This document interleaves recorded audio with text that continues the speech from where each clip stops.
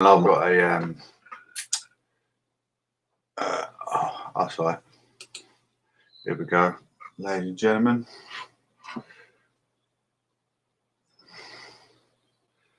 Hello, ladies and gents. Welcome to Proclamation News and Gatherence. I want to say I'm overwhelmed with you lot being here today. I'm working hard on that progression.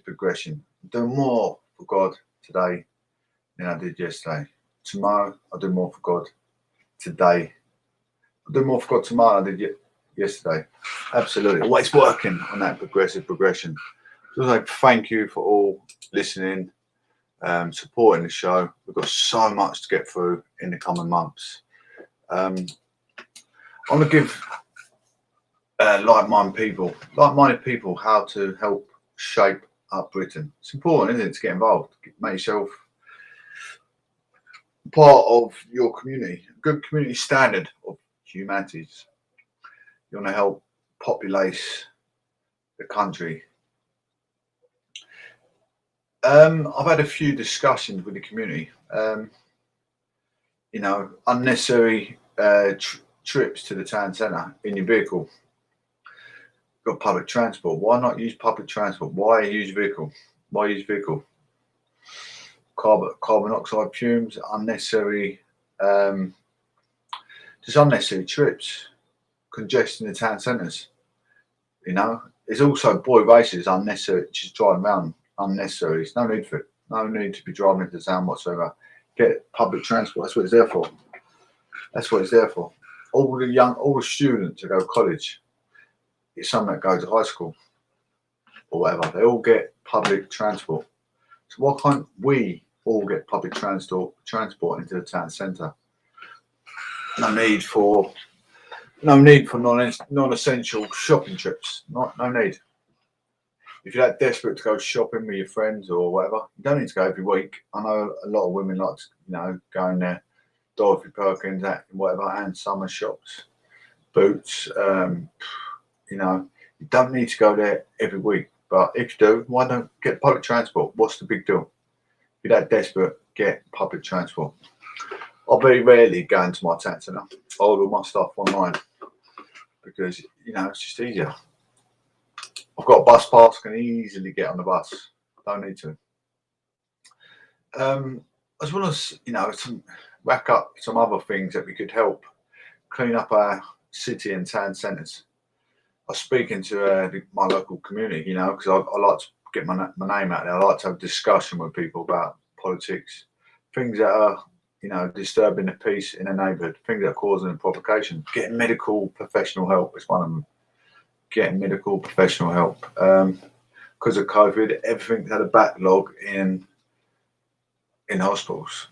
Getting the staff is one of them. There's still COVID in the wards apparently, and it's hard for the health professionals to get all your services that you need. You might need hip replacement, heart operation, lung operation.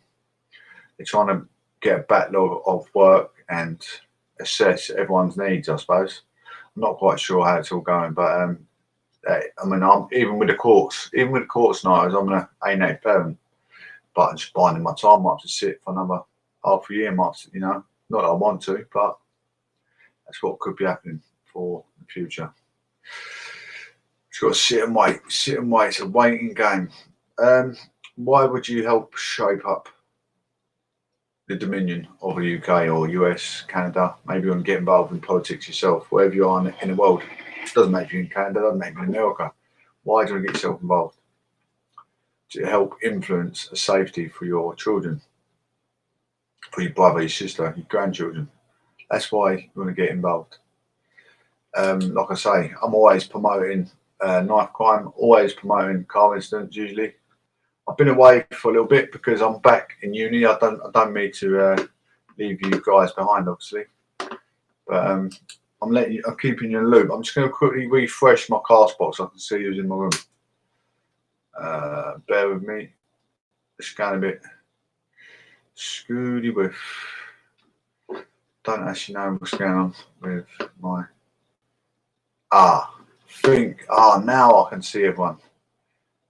Yeah. Please also, if you're listening, don't forget to give me a follow, so you get notified for all my future live casts. Obviously, don't come near with vulgarism. I'm part of the union. I expect it to be respected upon. Um, I'm part of the aristocracy socially. Moving forward, I am a prominent man. I deserve support in the right direction to give people some good advice, how to change their life, their well-being, pointing people in the right direction, giving people life chances. Got to give people life chance. People in a struggle, people in a struggle of the least deprivation of the world. Where do you go to for help and support? Better your well-being, your mentality, better your circumstances. Where can you go for help? So you've come out of a manual job. You got to the age where you think my body's deteriorating. I need to use my initiative and get a job that I can sustain with maybe office skills. You need some cognitive skills to get in the office. Where can I turn for help? Where can you go? There's many adult learning courses such as ECDL, business management. That's to say one of the least things, but there's so many different organisations you can turn to for that extra help and support. Just to let you guys know, you can make that change. Also, this course in beautician work. There's crying out for lorry drivers, HGV, LGV. I think is it PGV as well, people goods vehicle, something like that. I'm not sure. I might have called something else, but I know it's P something. People. I know it's people carrier, PCV or something. People carrier vehicle. Who knows? But yeah, there's so many different courses you can do through adult learning. Obviously, if you've got X amount in your savings account, you might have to pay a certain amount. But the people carrier thing with Headlands and First, I think it's First as well, the bus companies, they're actually paying people through their medical to do the theory, and then you go off to do your lessons. So many jobs out there, better your well-being for you, not your sake. You want to look and support your parents. If you're on your own, you've got no kids, you want to better your well-being to support your parents. Absolutely. So think proactive. Build back better for the better of your well-being and your families. Why join the Conservative? Not everyone wants to be Conservative. Some people want to be Labour, whatever, for whatever maybe it's through tradition, family roots, or whatever. I am Conservative because I like traditional values. My granddad was also in the World War II under Winston Churchill. I was born in the postmodernism era of Margaret Thatcher. Reading generations of books and realising history and everything else I obtained as a young age, 1996, it's all relevant to where I sit today, what I'm talking about today. It's relevant that I talk about conservative values, traditional values, absolutely. If you go onto the Conservative website, sign up today. You can have a chance and help. You can help us win elections, get the latest from inside the party, with regular member updates and exclusive member invites. You get to do their lottery as well. It's £4. It's £1 a week, which is £4 a month, and you have a chance of winning £1,000. I don't know if it's a monthly or weekly draw. Oh, it's a weekly draw. A weekly draw it is. So you got a chance of winning £1,000 from just £4 a week. You can get as many tickets as you want. I think it's £1 a week to start off with, and get as many tickets as you want, and you get a chance to win. So you sign up. Get yourself involved. Why not? You might have some Christmas money if you win. Take part in our campaign groups with likewise Conservatives Women's Organisation, the Young Conservatives, our Conservative Friends groups. Because meet like-minded people and make a difference to our country. Like us, you got some globalisation, not got industrialisation. Sorry, being put in. You can call it a minefield, like around a community of houses. Around a community of houses, it's gonna influence pollution. It's gonna influence it's gonna make people unhealthy, isn't it? People, what's that word? We can't breathe. I was gonna say OCD. That's obsessive clean disorder. Respect any respiratory problems, anything like industrialisation being put in a community area is going to put sufferance on our elderly, sufferance of people that have got breathing aspirators. People are going to suffer through the society. It does happen. These rich people end up, if you've got money, you can buy yourself out of a crisis. But if you're in a poor society, you can be stuck with industrialisation, pollution for the rest of your life and suffer with breathing. Anyway, you can influence party policy by giving feedback on policy brief. Choose candidates and vote in leadership elections. So you can choose the people you want to represent you. Come to party conference and spring forum. Join our MPs, councillors and activists at the biggest events of Conservative Canada. Connect with local Conservatives. As a member, you'll become part of a local association, support local campaigns and attend social events with members just like you. Stand for election. As a member, you have the opportunity to stand for election as Conservative. So if you decide that you want to take part in our democracy, you can. See, my values of being a Conservative could well be different to yours.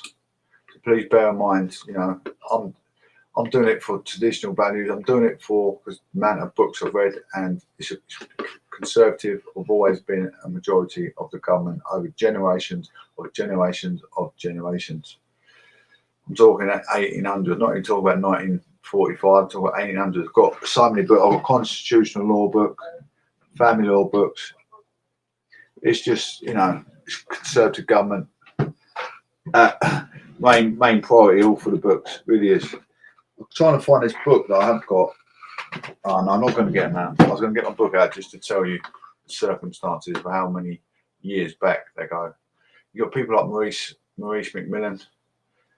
I don't know if it was after Winston Churchill in 1957. I can't remember off the top of my head. It might have been before Churchill. Can't remember. But anyway, let's move on. Give us our values of our Conservative principles.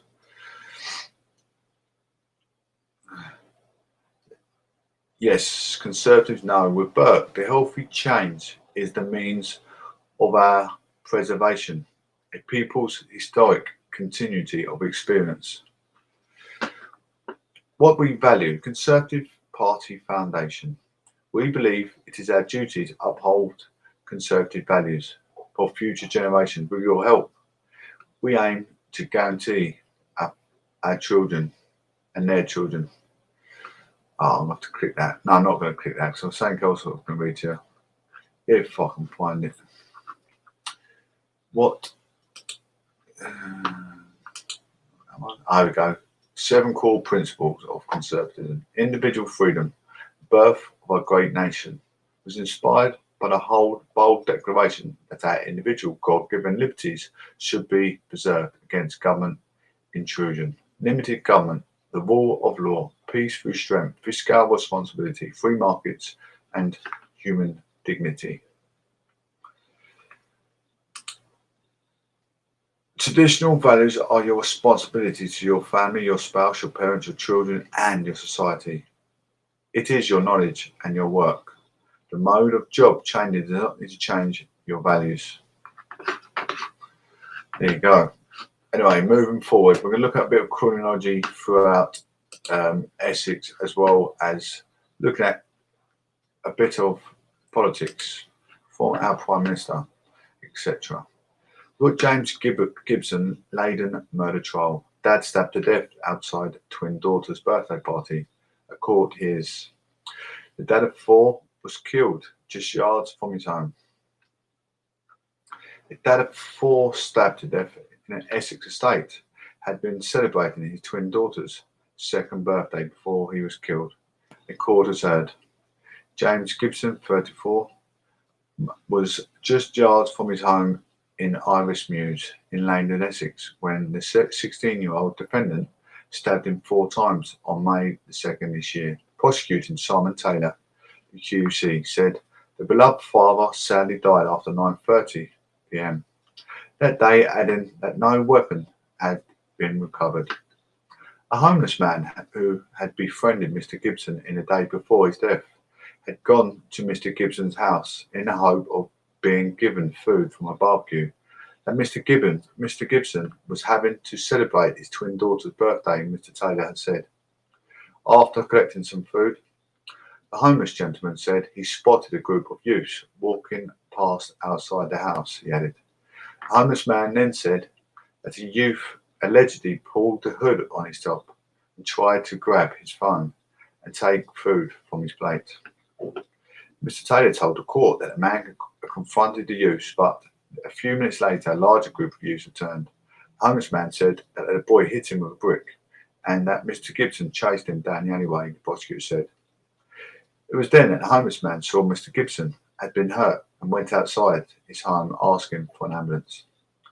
Mr. Taylor said that a defendant who denies murder claims he was acting defensively. What caused Mr. Gibson's death is that he was stabbed by the defendant, said Mr. Taylor. Stabbing is what I'm always talking about. Criminology, we need to ban knives in shop floors. Do you reckon we ban selling knives on shop floors in fishing tackle shops unless you are a mature fisherman with a license and you have to keep them in a secure place? Same as butcher knives, any kitchen knives.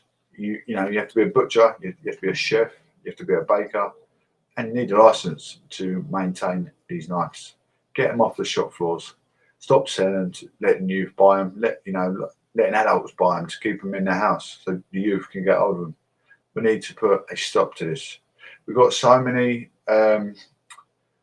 mothers are vulnerable for their children taken over in homes that they can get the kitchen knife out of the drawer. So if we just do away, make all the parents give all their sharp knives in, and we have to start boiling our food. If it means to save a majority of these deaths that we read daily, then why not? Why not? This stabbing occurred just yard from Mr. Gibson's home address following a confrontation between Mr. Gibson and a number of youths associated in some way with the defendant. He went on, there is no dispute that it was the defendant who inflicted each of those wounds. The issue appears to be whether he was acting offensively or defensively when he did.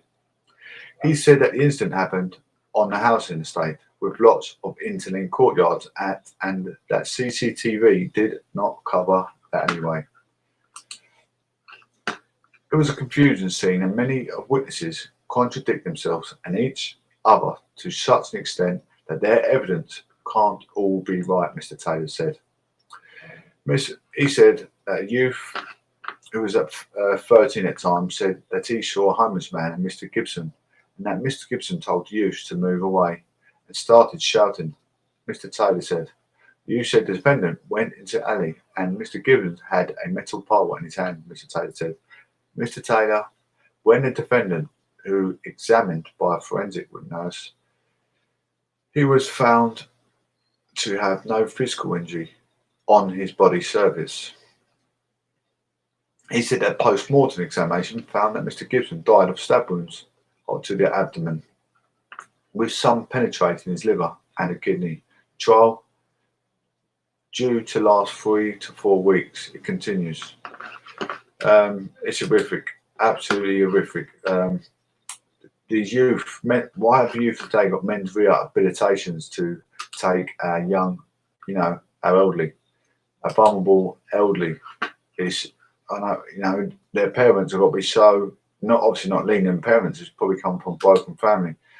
You really hope adults can educate our children to know that carrying a knife is a fatal attraction.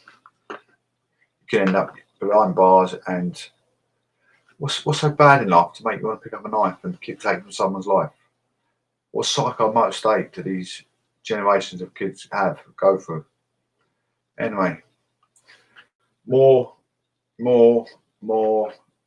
criminology and more horrific provocations to come.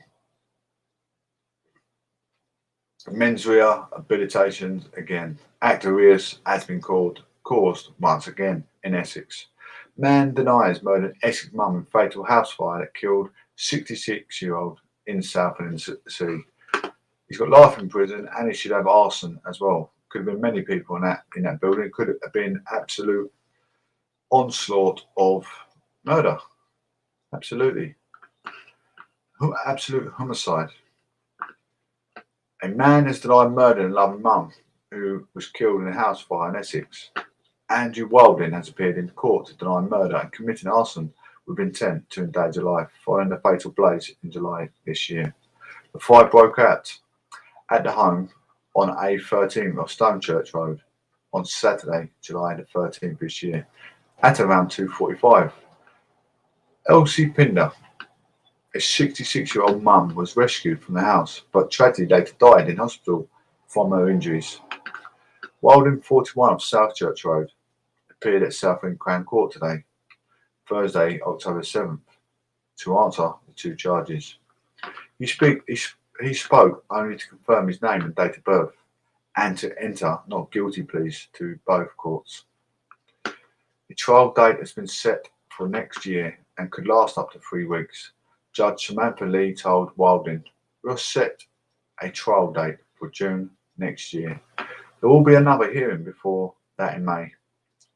You will remain in custody in the meantime. We understand about the warnings. You need to be here when you're required to be here. Otherwise, the cases will proceed in your absence." Shortly after her death, Elsie Pinder's son, Paul, paid tribute to her, describing her as a loving woman. He said she was lovely, kind-hearted, generous, loving and witty lady who can only be described as a bottle of champagne waiting to pop. She will be sadly missed. Businesses is not the bogeyman. Firms. Business not the bogeyman. The firms tell Boris Johnson. Business not the bogeyman. Firms and business groups have criticised the government for what they see as a lack of action to help fix supply chain shortages. During his speech at the Conservative Party, Boris Johnson said a high-wage, high-skilled economy was being created in the wake of Brexit and the pandemic. But one business group said firms have been left wanting on details of all clear plan. Retailer Iceland said it was not helpful to make firms the bogeyman. Speaking to the BBC Today's programme, Iceland Manager Director Richard Walker said ambitions on wages need to be backed up by action to help the firms with wider cost increase.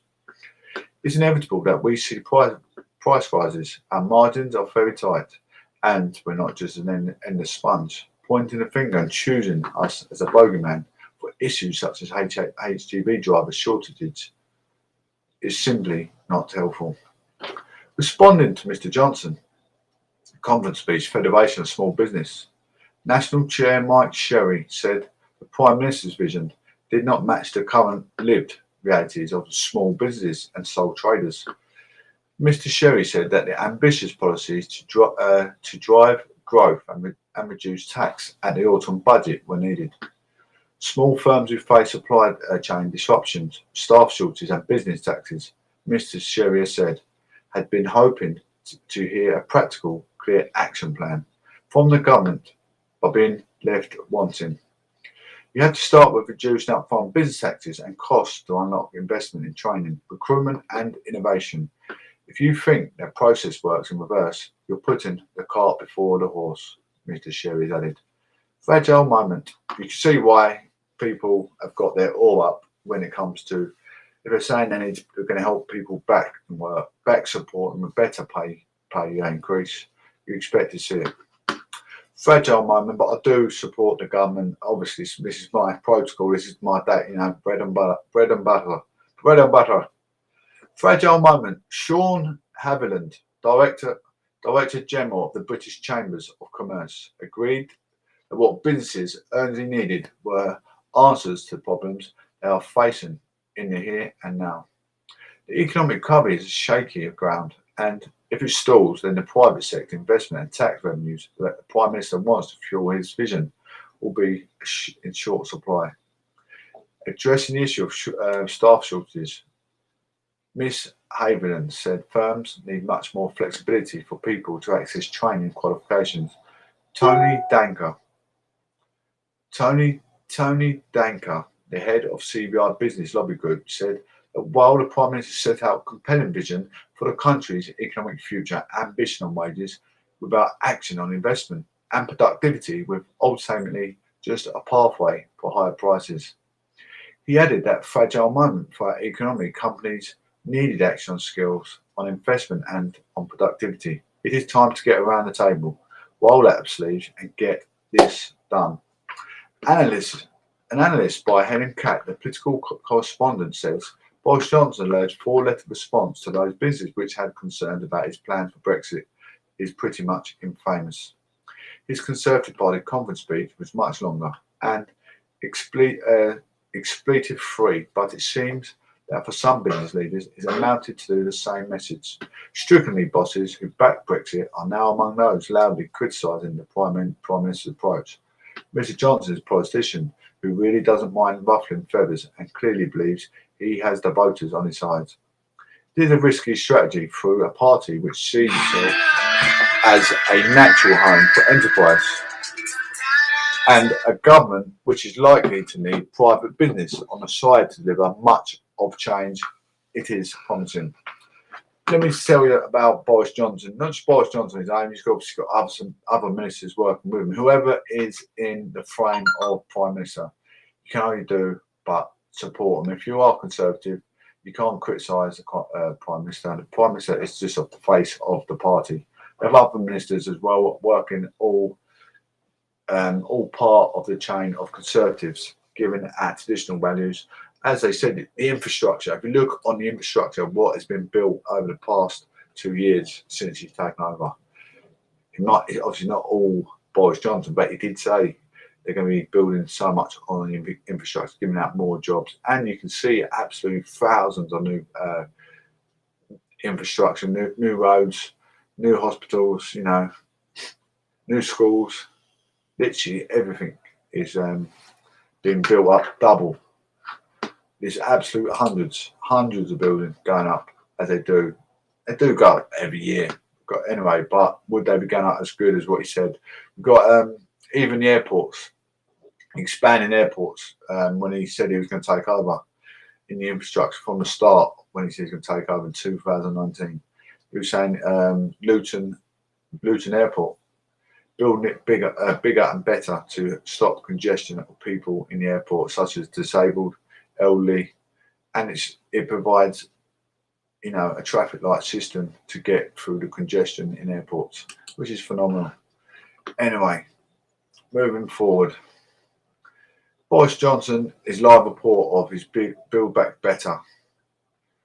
As the team matched a dash for their trains, here back at base in Westminster, we're reaching for the pause button to the team. You were in Aaron Moy, Brian Wheeler, Hamish McKay, Hazel Sheeran, Jen Mirand and Kate Winnell.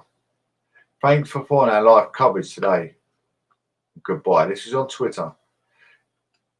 Boris Johnson had a speech and I'm hoping to see some of it what went on. Here we go.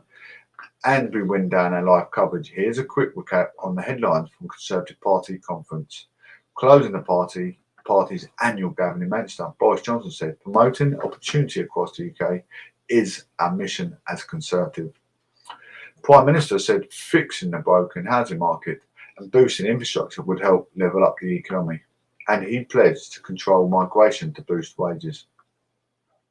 On Monday, Mrs Sunak had told the party members that the future tax cuts are conditional on repairing the UK's public finances after COVID. In his first conference speech as Chancellor, he said he wanted lower taxes, but funding the pandemic recovery comes with a cost. With Home Secretary Priti Patel announced the courts will get new powers to stop disrupted activists attending protests.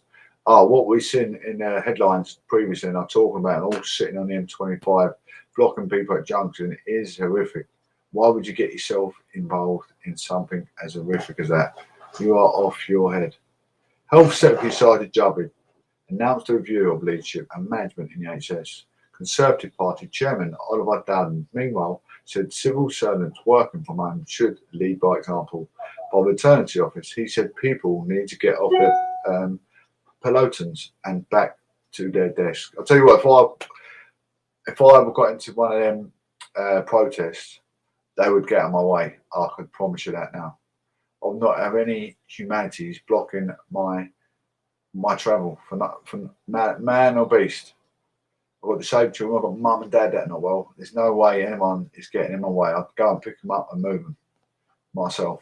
It's ridiculous. Why are they even blocking the M25? It's horrific.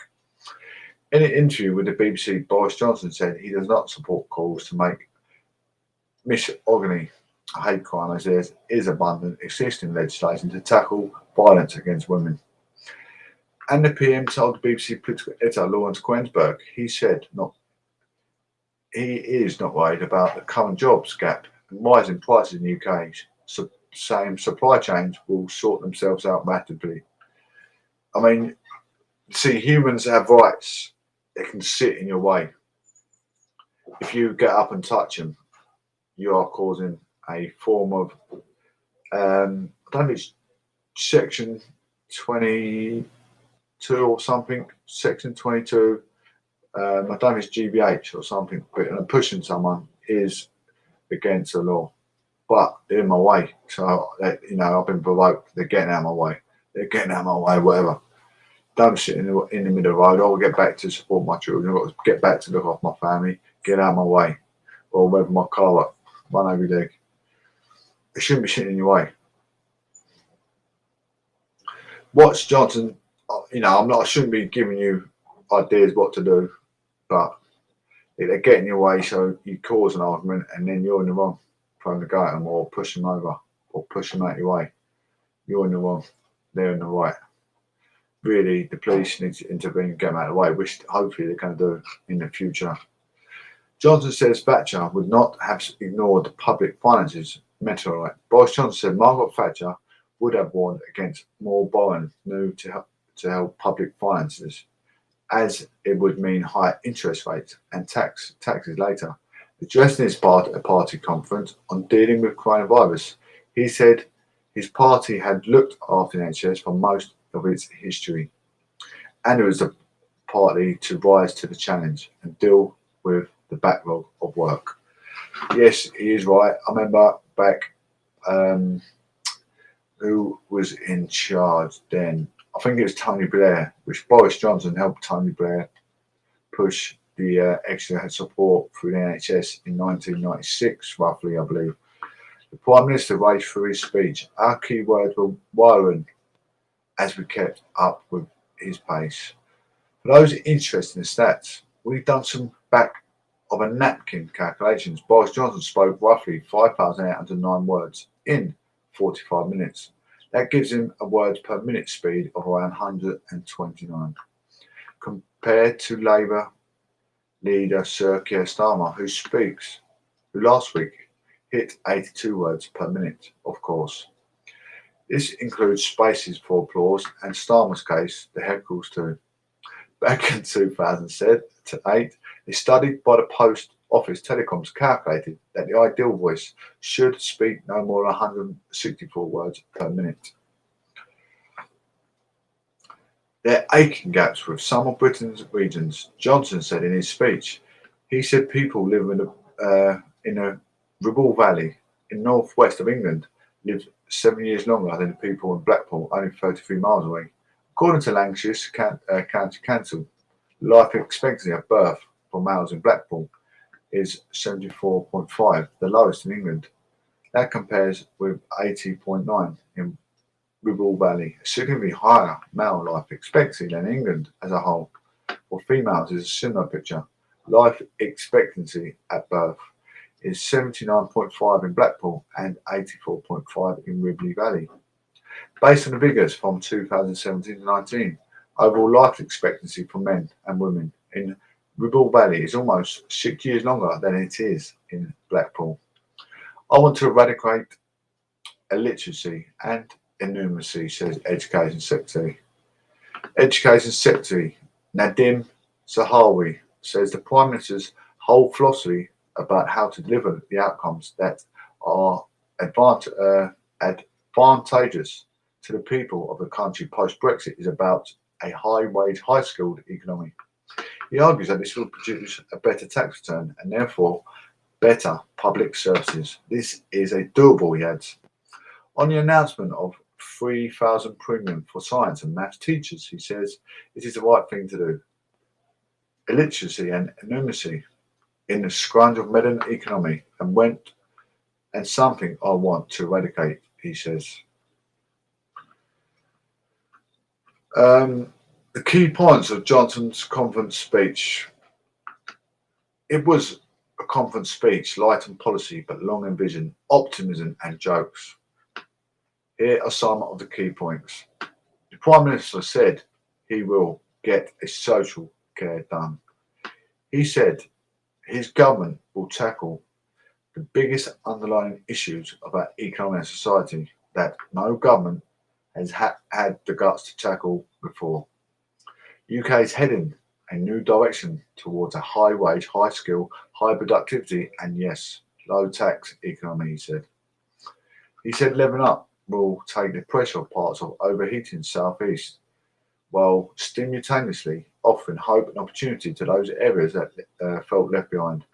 Boris Johnson defended raising taxes from the NHS after COVID, saying Margaret Thatcher would not have ignored the metro right that has just crashed through public finances.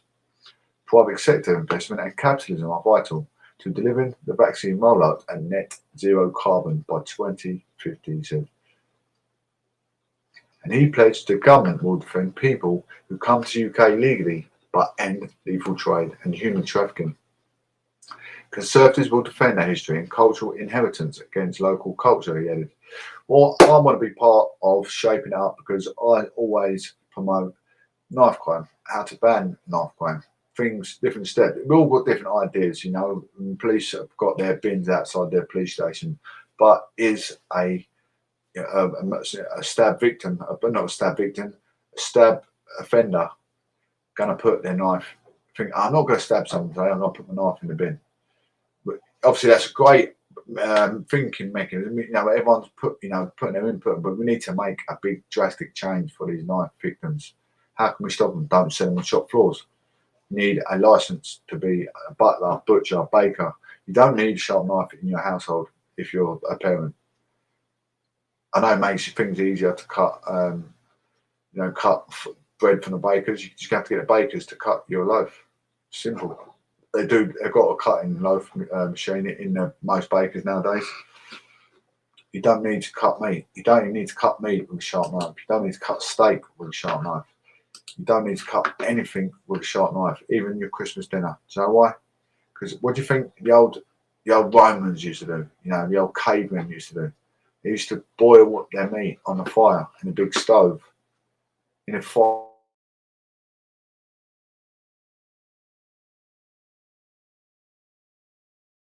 That's how you cut meat, because it comes off so tender.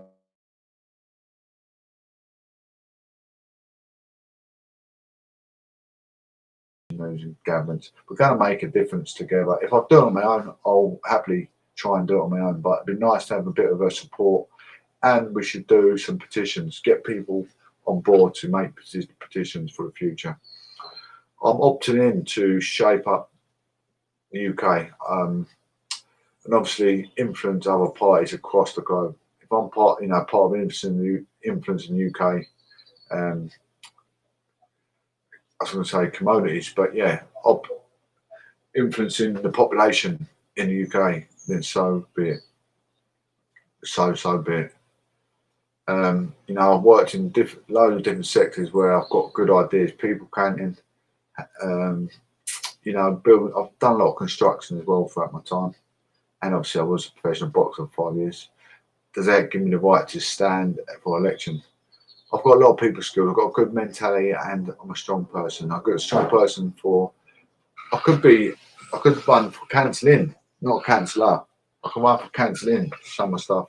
I kept therapeutic on my mind, keeping my mind active, away from alcoholism, away from narcotics, reading, artwork, and coming here, speaking to you, making myself feel like I'm achieved something in life. I'm going to say God bless, take care, and one love, everyone.